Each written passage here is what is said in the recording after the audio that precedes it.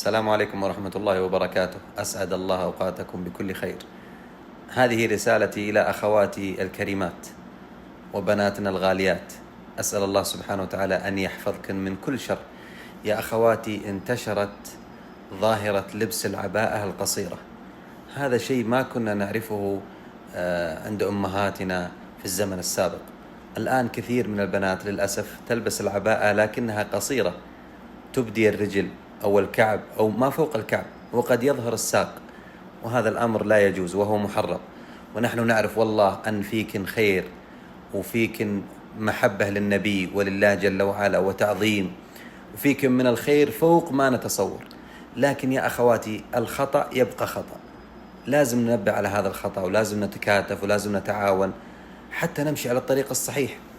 ولهذا النبي صلى الله عليه وسلم لما قال: من جر ثوبه خيلاء لم ينظر الله إليه يوم القيامة.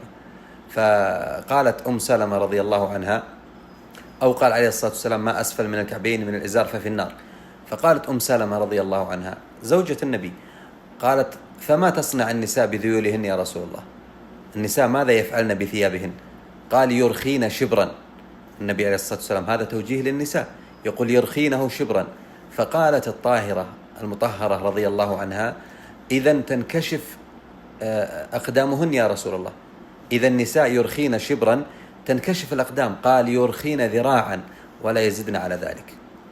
هذه وصية النبي الكريم الذي هو نبينا وقدوتنا وأسوتنا ونحبه فوق محبتنا لكل أحد. فيا أخواتي، هذه وصية ممن يحب لكم الخير. مفروض أن نتناصح ونتعاون ونتكاتف على ما يرضي الله سبحانه وتعالى. يعني لا تخلين شبر أو أقل من الشبر يدخلك النار ويغضب عليك الله سبحانه وتعالى. المسألة سهلة، إذا اشتريت عباءة فطوليها تستر القدمين وتكون أقرب للحشمة والحياء والتستر، وأقرب إلى ما يرضي الله سبحانه وتعالى.